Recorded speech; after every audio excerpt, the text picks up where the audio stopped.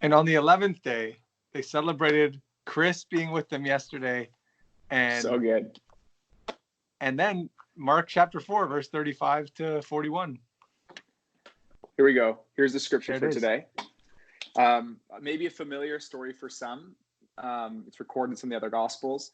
This is a story about Jesus on a boat with his friends, and he's asleep, and there's a storm, and they're afraid, and he tells them not to be afraid. That's kind of the big idea. If you want to pause and read, you can. We're going to read verse 35 through to the end, or to the end of the chapter, verse 41 in Mark chapter 4. So you can go ahead and read that now if you haven't. And we're back. We're back, and I'm thinking we could even read it because it's a story. And sounds like you'd like to read it, then. So I think you should. I want to read it. Yeah, I'm going to read it. The other thing is also, you want to pause and catch up. Read the first part of chapter 4 too, in the reading. Again, we're not going to pause at every single verse along the way. A lot of the chapters we'll just pick out one part that we think can really encourage or challenge us. So, okay, before you read it, I want to just throw 3 questions out there. Question number 1, what does this say about who Jesus is? Because Mark is really interested in that, especially in this section of the book of Mark. Who is this Jesus? And we've been going back to this each time we've been talking, but it is this ongoing sort of revealing picture of who Jesus really is. So first, what does this say about who Jesus is? The second question is, why are they afraid? And why are they afraid in this moment? And then the third question, what does this say about storms of life? What does this story tell us about what it's like to be in a storm with Jesus? Love it. Okay. So it says, that day, when evening came, he said to his disciples, "Let's go over to the other side." Leaving the crowd behind, they took him along just as he was in the boat. There were also other boats with him. A furious squall came up, and waves broke over the boat so that it was nearly swamped. Jesus was in the stern, sleeping on a cushion. The disciples woke him and said to him, "Teacher, don't you care if we drown?" He got up, rebuked the wind, and said to the waves, "Quiet, be still." Then the wind died down, and it was completely calm. He said to his disciples, "Why are you so afraid? Do you still have no faith?" And they were terrified and asked each other, "Who is this? Even the wind and the waves obey him." So in the Bible, almost whenever we see storms on the water, and we see this through the book of Psalms, the story of Jonah, even all the way through Genesis through the end, the waters often symbolize chaos and even evil and stuff that we're afraid of. And so when Mark remembers this story, he thinks, oh, this story, that's a true story.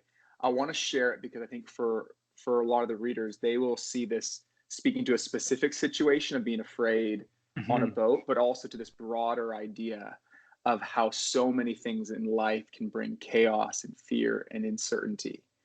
And then what the first question we need to answer is, who is Jesus? That's Mark's big kind of agenda.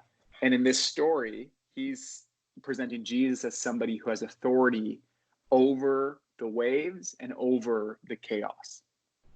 Yeah, and the disciples, it's interesting that it says they aren't excited and asking each other, "Who is this?" They're terrified. They're like, "Wait, what just happened? He's so strong, he's so powerful."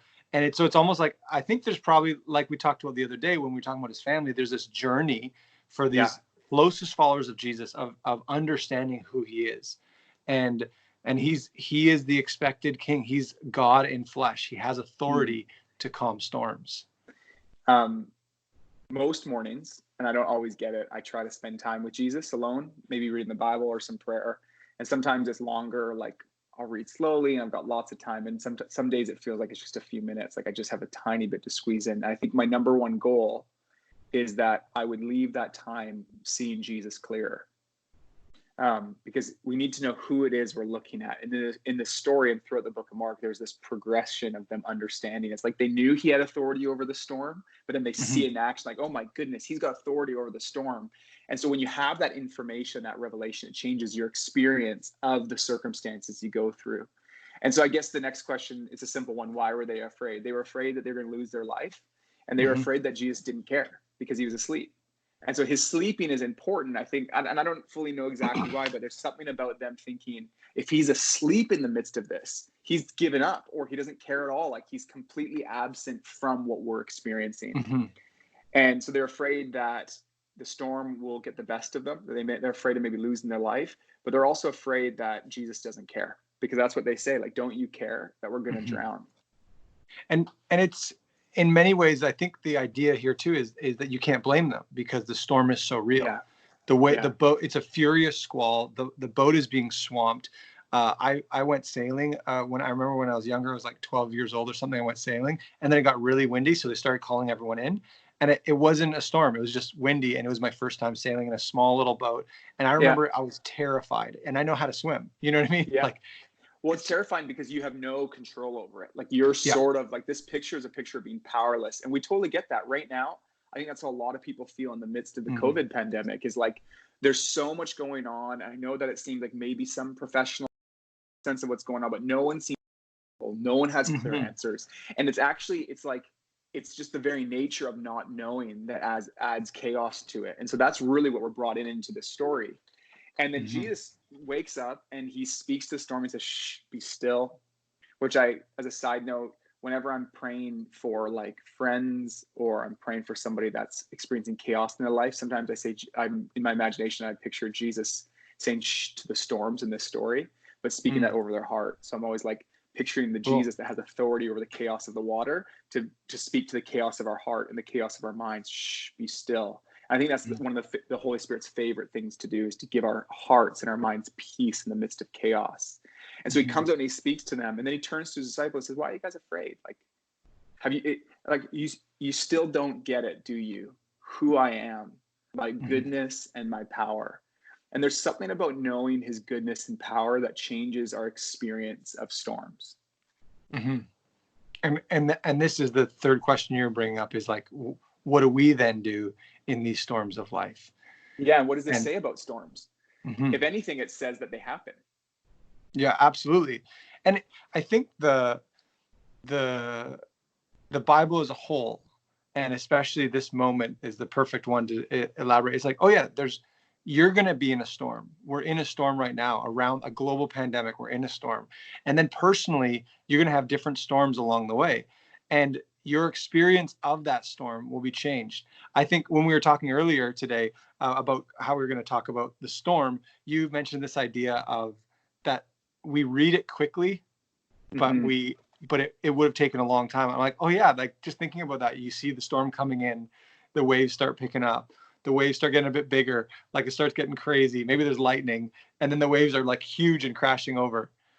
Yeah, I think there will be a day when we look back. I don't just mean a day like 3 months from now. I mean a day like when maybe we come face to face with Jesus and we look back on this life, and it changes our perspective of the whole storm of our experience on planet Earth.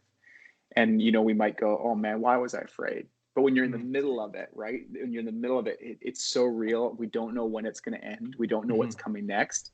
And I think Jesus wants us to know in this story, and what Mark wants us to see, is that we have to wait till we're on this other side of eternity to be able to experience that peace. Like there is an opportunity to bring some of that reality of the future into this moment, because Jesus comes bringing peace and a certainty, not that there won't be storms, and the certainty isn't even that the storms won't hurt us, but that God's goodness and his kingdom will prevail. And that's even like earlier in chapter 4, it was about the parables. So if you read the rest of chapter 4, one of the big stories of the parables in chapter 4 is that although the kingdom doesn't come the way we expect it, it's come and it's coming.